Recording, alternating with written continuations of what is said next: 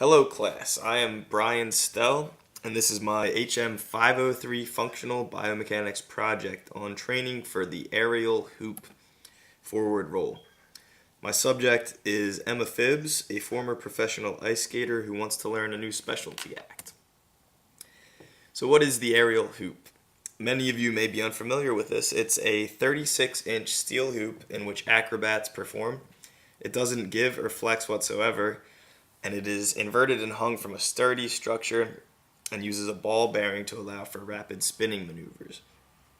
While training on the aerial hoop, it is important to use a crash mattress to prevent risk of injury if a fall were to occur. So here is the forward roll broken down into 6 phases. Stage 1 is characterized by an upright posture and extension. In stage 2, the descent, the body is allowed to fall forward while the hands firmly grip the hoop. Stage 3, the torso is fully inverted while the left hip flexes over the bar to alleviate some of the force through friction, so to alleviate the body weight crashing downwards. In stage 4, the ascent begins as the right knee clasps the hoop and the elbows flex in attempt to preserve as much momentum as possible from the body's angular rotation around the hoop. Stage 5 is characterized by re-gripping the bar at a higher level in order to finish the full 360-degree rotation. And stage 6 is the result of extending the hip and retracting the shoulders in order to complete the forward roll. So here we have it again.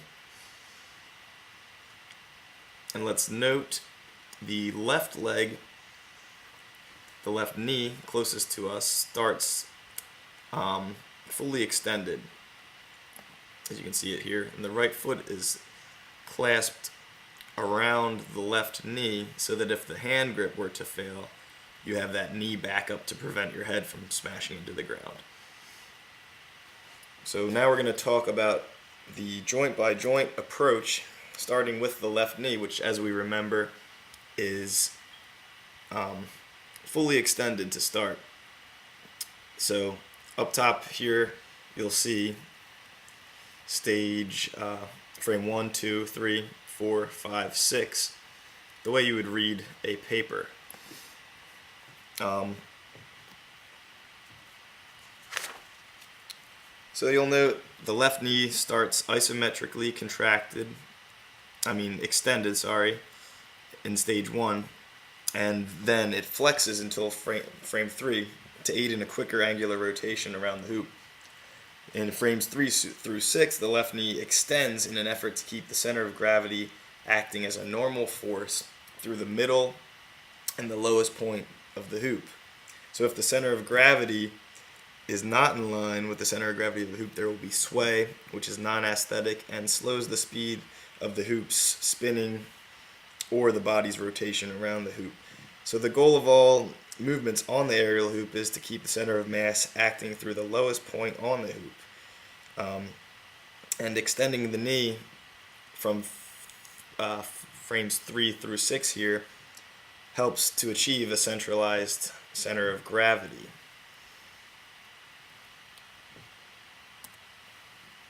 And the right knee in slide 6 here begins flexed isometrically through frames 1 through 3, and frames 3 through 5, the right knee is slightly flexed eccentrically as the back of the knee, some of the calf musculature, contacts the hoop and essentially holds onto the hoop as the hamstrings contract to prevent the knee angle from opening. So this knee grasp is necessary to re-grip the hoop at a higher level in order to pull the body through for a full rotation. The left hip flexes through frames 1 through 3, and then you'll see it rapidly extends from frames 3 through 4. This extension is again necessary to keep the body's center of gravity centered under the lowest point of the hoop. The right hip is flexed concentrically in frames 1 through 3, but eccentrically once the knee grasps the bar in frames 3 through 5. And then after this eccentric stretching of the hip extensors, they fire concentrically to produce a rapid hip extension and elevate the body atop the bar. This is the one range of motion concern for the hamstring muscles. For this reason, We tested the hamstring's range of motion in the supine position using an iPhone app goniometer and found the passive range of motion to be near 150 degrees for each leg, which according to the ACSM guidelines for exercise testing and prescription is well above the norms of 90 to 135 degrees of range of motion. So we're good to go with that. The elbow joints experience rapid eccentric loading in the extended position as the body passes under the bar upside down through frames 1 through 3. Following this rapid eccentric loading, they flex rapidly in frames 3 through 4 in order to keep the angular momentum moving upwards to mount the aerial hoop. And lastly, we analyze the shoulders. In frames 2 through 4, they first undergo a rapid eccentric force in the protracted and depressed position as they swing under the bar. The shoulder's perpendicular lever arm is longer than any other joints in this movement, so the highest torques are experienced in the scapular elevators, such as the upper trapezius, and the humeral flexors, such as the deltoids, as the body passes under the bar with a high angular velocity. These muscles mainly resist the large downward force generated with the rapid inversion of the body. And conversely, in frames 3 through 4, the scapular retractors and depressors rapidly contract concentrically to preserve this momentum and swing the body upwards. They then protract and elevate the glenohumeral joint as the hands regrip the hoop higher, and finally they retract in order to pull the body parallel to the hoop. So rapid angular accelerations. As we just touched on, the shoulders experience the most rapid angular acceleration as they are the furthest distance from the fulcrum. Of note is the rapid concentric contraction of the right hip when it is fully flexed after the eccentric loading as the right knee clasps the bar. So as you can see by this chart, the movement is characterized by mostly positive work, indicating there is not too much eccentric loading. However, the potential energy is largely negative for the first half of the movement and positive for the second half of the movement. And overall, there's essentially no work done, as the forward roll has roughly the same final and initial positions. In the video, you can see a bit of choppy movement as the downward momentum is attempted to be converted angularly and finally transmitted upwards to return to the initial position atop the bar. This can be explained by Newton's first law, also known as the conservation of momentum principle, which states that an object does not change its current state of motion unless a net external force acts on it. This relationship can be explained by the formula up here, the mass and volume initial plus the mass, well, it's m1 v1 plus m2 v2 equals m1 v1 final plus m2 v2 final. So in this equation, mass remains constant while the initial velocity 1 is the downward direction, while velocity 2 is the upward direction.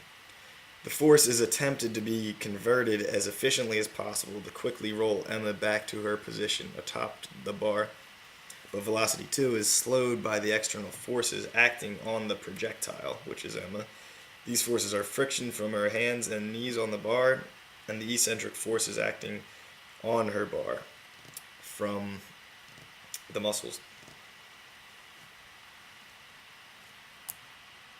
Alright, slide 13, we have the work-energy relationship through frames 1 through 6 is 0 joules, as Emma, she basically starts and finishes with her center of mass in the same position, 1.5 meters above the ground.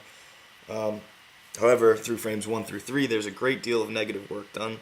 Emma's center of mass here in this equation is estimated at her belly button, which sits 20 centimeters above her ischial tuberosities, which sit on the hoop. So this center of mass was measured at 1.5 meters off the ground. Emma weighs 110 pounds or 50 kilograms. Therefore, the work-energy relationship mathematically shows that Emma's 500 Newton mass minus the 1.1 meters, this is where her center of mass would be at the bottom of the motion, frames 3, versus where it started initially at 1.5 meters, you get a potential energy change of negative 200 joules, which then through frames 3 through 6 is going to reverse. You would have positive 200 joules, all for a zero overall reaction, essentially no work being done. Okay, so muscle testing. Through our movement analysis, we found the joints where rapid angular accelerations occur, and thus can isolate muscles that need to be strong enough to handle these forces. The right knee needs to be strong in flexion, isometrically and eccentrically, as it latches to the bar as the body rotates underneath it. The right hip extends violently to propel the body upwards towards the end of the movement. The elbows need to be able to flex adequately to pull the body upwards towards the bar. The scapular muscles act in a rapid eccentric deceleration to keep the body from crashing into the ground in the initial stages of the movement. And the scapular retractors contract violently to pull the body upwards and allow for regripping to finish the ascent on the forward roll. And lastly, grip strength needs to be adequate so that you don't faceplant while accelerating downward headfirst towards the ground. We already talked about hamstring length. It needs to be adequate for that one position where the right knee is clasping the bar and the hamstrings are greatly stretched.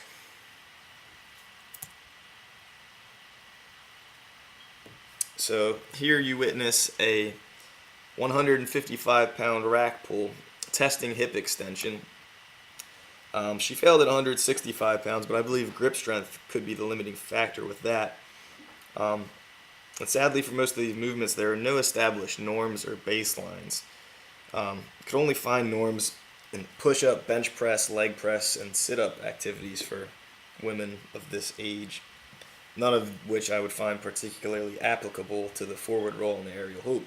So if you see our little face here, this means that I'm not particularly pleased with the result and that there's room for improvement in training that would likely result in a better forward roll on the hoop.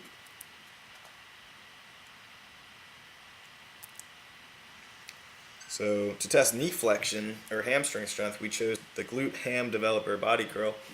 So this tests the hamstring strength with a rigid body, which is particularly applicable to gymnastic style movements like the hoop, and in an eccentric and concentric fashion. So I've had many strong men not be able to do any bodyweight repetitions, and Emma was able to crank out 4 reps with 20 pounds of additional resistance held at the chest. And as you can see by the smiley face, we are happy with her hamstring strength. So elbow flexion strength was tested with a dumbbell biceps curl. The right arm was able to do 2 reps at 20 pounds and the left 1, but both failed at 25 pounds. And I believe this is an area that we can target for improvement.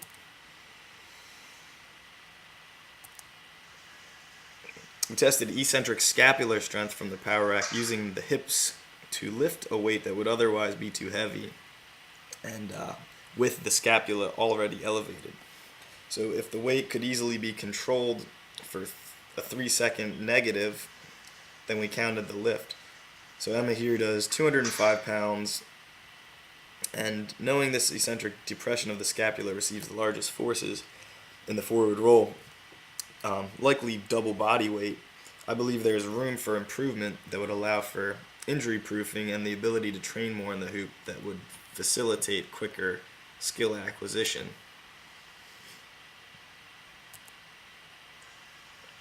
And here Emma fails to fully retract the scapula against 100 pounds. She did, however, succeed bilaterally at 80 pounds. And again, I believe there's room for improvement.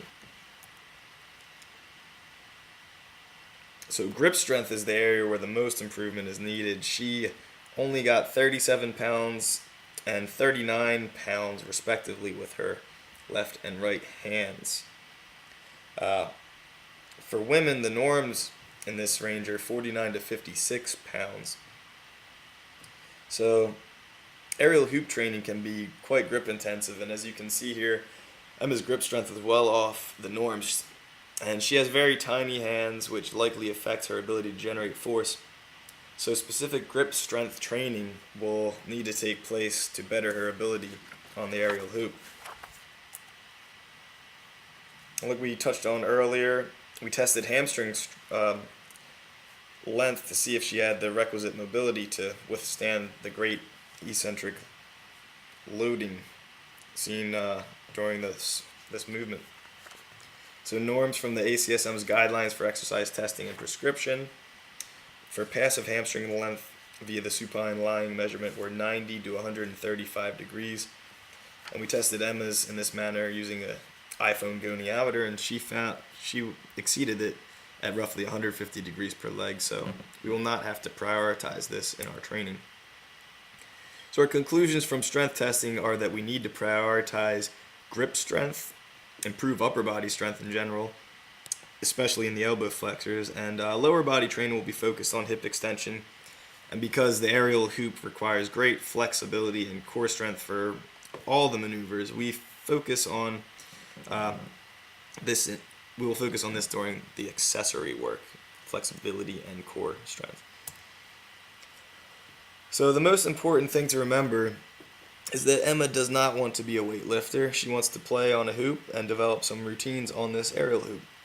So to this date, she only has maybe 5 hours of cumulative experience on the hoop, and it's most important to get more hours on the hoop to improve her proprioception, her awareness of her center of mass distribution, and accumulating these hours of training on the hoop will likely develop the necessary strength and skills better than could any separate training routine. What strength training will do is protect her from injuries due to weaknesses that will be addressed, and allowing for more training time to accumulate more hours on the hoop. And lastly, improved strength will allow her to practice more demanding or more advanced tasks on the aerial hoop. Alright, so going after her greatest weakness, first we would do some grip strength training. We'll incorporate the standard gripper here, second the wide pinch grip, and plate pinches, all great grip exercises.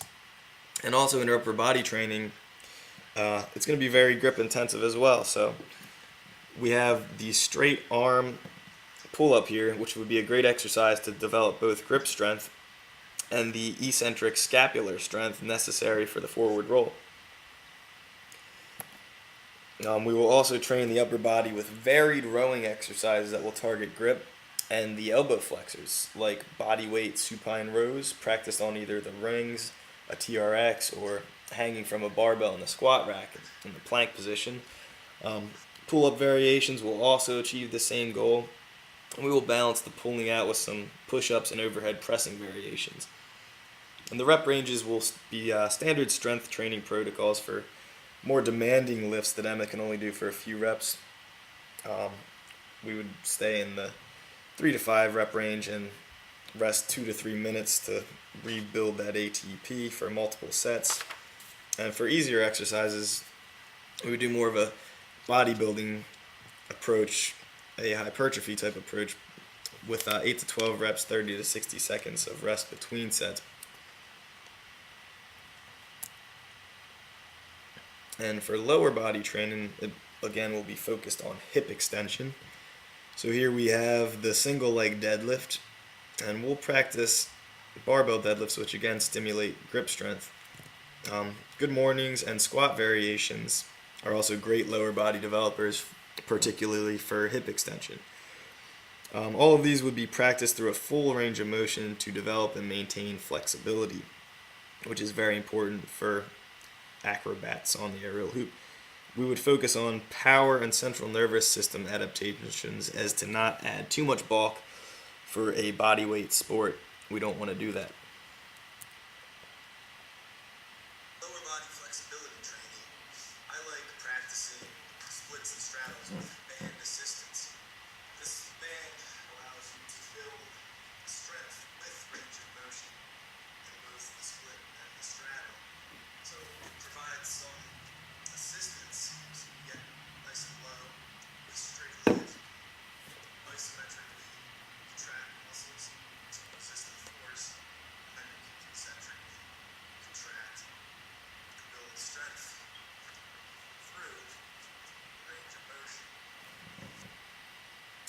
All right, so wrapping it up, we have our accessory training, and we want to focus on building usable range of motion and throw in some core training via plank variations, glute ham developer sit-ups, and back extensions.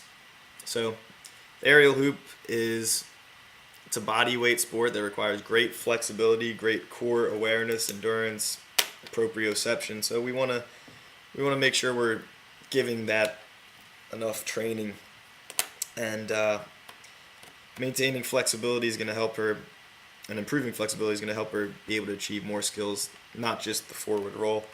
So we're going to train all of these things as well and prioritize them. So here are the references on pinch grip strength and hamstring testing. So thank you. I hope you learned a few things about the aerial hoop and understand the biomechanics of the forward roll and how to train for it better.